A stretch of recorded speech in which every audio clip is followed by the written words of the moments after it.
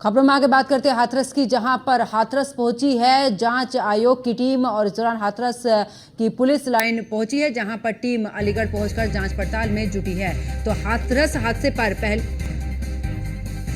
आपको बता दें कि इस दौरान हाथरस हादसे पर बागेश्वर धाम से भी एक बड़ा बयान सामने है, जिसमें नारायण साकार हरि को लेकर यह बयान पहली बार जूता पहनकर किसी को सत्संग करते यहां पर देखा गया है।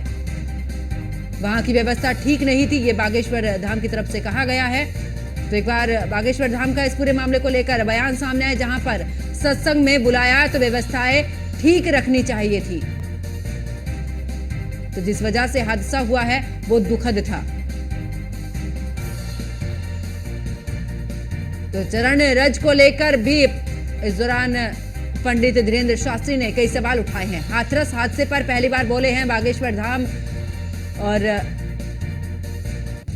क्या कुछ उन्होंने कहा जरा ये घटना। पहली बात तो हमें जो जानकारी लगी हम सब मिल जाते हैं। पहली बात कोई परंपरा के साथ को जो जानकारी लगी कि वहाँ स्थिति के कारण। तीसरी बात जूता पहन करके प्रवचन हमने पहली बार दिया। चौथी बात बाबा या महात्मा तो वही है जो अपनी रक्षा से ज्यादा अपने भक्तों की रक्षा करना चाहते। अब 5 निश्चित रूप से कुछ ना कुछ तो रहा होगा। काखलागा नहीं बन पाया, तैयारियां में कुछ सुनियोजित तरीके से कुछ नहीं हो पाया होगा।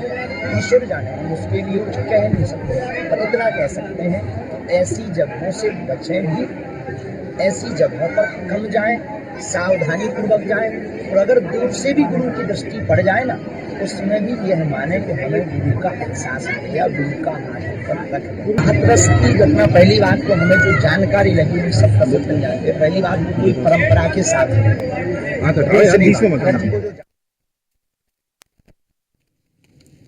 और ज्यादा जानकारी के लिए हमारे संवाददाता पीयूष तिवारी हमारे साथ में जुड़ चुके हैं। पीयूष, अगर बात करें, क्योंकि इस तरीके के बयान अभी तक किसी की तरफ से नहीं आ रहे थे, जिस तरीके से आप बागेश्वर धाम की तरफ से बयान आए, उन्होंने कहा कि व्यवस्था पूरे तरीके से यहाँ पर बिल्कुल भी ठीक नहीं थी।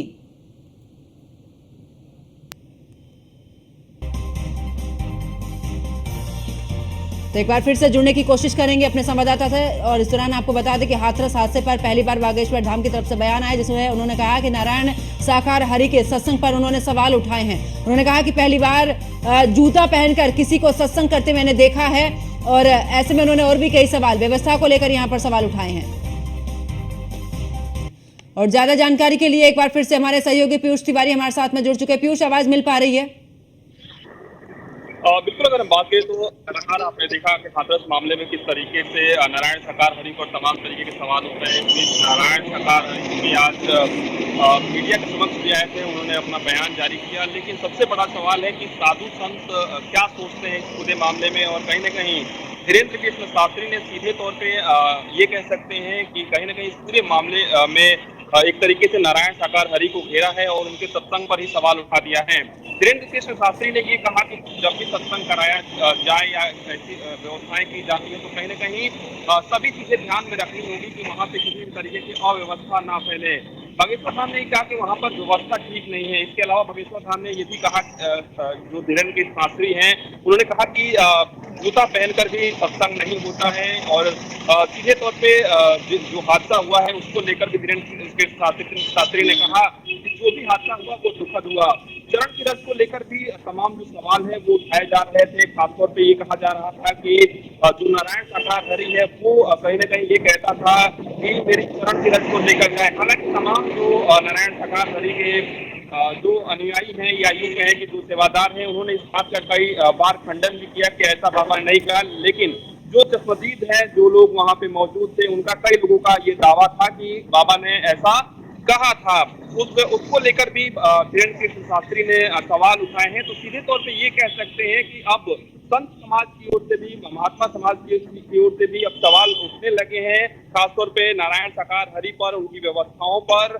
और सबसे बड़ी बात है कि नारायण साकार हरि अभी भी किसी भी तरीके से वो मीडिया के समक्ष तो आ गए, उन्होंने अपना बयान जारी कर दिया, इससे पहले उन्होंने पत्र जारी कर दिया था, लेकिन अभी भी वो अपने भक्तों के बीच नहीं जा रहे हैं। खासतौर पे उन भक्तों के बीच जो भक्त नारायण साकार हरि को भगवान मान चुके थे और आज उन भक्तों पर पड़ी है, उन भक्तों पर दुखों का पहाड़ टूटा है। जिन लोगों ने अपनों को खोया या जो लोग अभी घायल हैं, अस्पताल में हैं, उनको देखने तक के लिए बाबा जो नारायण साकार हरि हैं वो नहीं जा रहे हैं। तो ऐसे में निश्चित रूप से तमाम जो सवाल हैं उठाए जा रहे हैं। और इसमें बागेश्वर धाम सरकार धीरेन्द्र कृष्ण शास्त्री की अगर हम बात करें तो उन्होंने भी सवाल उठाए हैं और खासतौर पर इस हादसे पर सवाल उठाए हैं। उन्होंने कहा कि जो भी हादसा हुआ वो दुखद हुआ। इसके साथ ही धीरेन्द्र कृष्ण शास्त्री ने कहा कि तमाम जो व्यवस्थाएं हैं वो पहले से की जानी चाहिए थी। तो नारायण साकार हरि के सत्संग पर धीरेन्द्र कृष्ण शास्त्री ने सवाल उठाए हैं और पहली बार इस पूरे मामले पर बागेश्वर धाम की ओर से ये कह सकते हैं कि धीरेन्द्र कृष्ण शास्त्री ने अपना बयान दिया, क्योंकि हाल ही में धीरेन्द्र कृष्ण शास्त्री का जन्मदिन भी था। तो आपने देखा कि किस तरीके से उन्होंने इस हादसे से ही एक तरीके से सीख ली थी। उन्होंने कहा था कि ज्यादा लोग हमारे यहाँ अभी फिलहाल उस दिन न आए जिस दिन उनका जन्मदिन था, और कहीं न कहीं तमाम लोगों से अपील भी उन्होंने किया था। तो ऐसे में सत्संग को लेकर खासतौर पे हाथरस में जो हादसा हुआ उसको लेकर धीरेन्द्र कृष्ण शास्त्री का एक बड़ा बयान है और उन्होंने दुख भी जताया है कि जो हादसा हुआ वो बेहद ही दुखद था।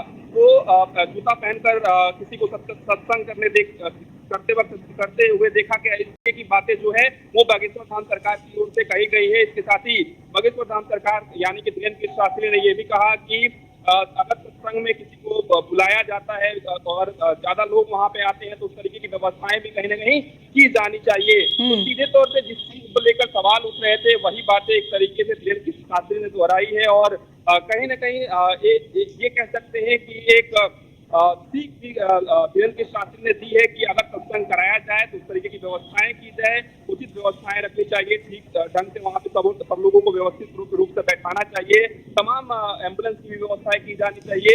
और बिल्कुल पीयूष, आप धीरे धीरे जो है सवाल उठने शुरू हो गए। बहुत बहुत शुक्रिया पीयूष हमारे साथ जुड़ने के लिए, तमाम जानकारी साझा करने के लिए।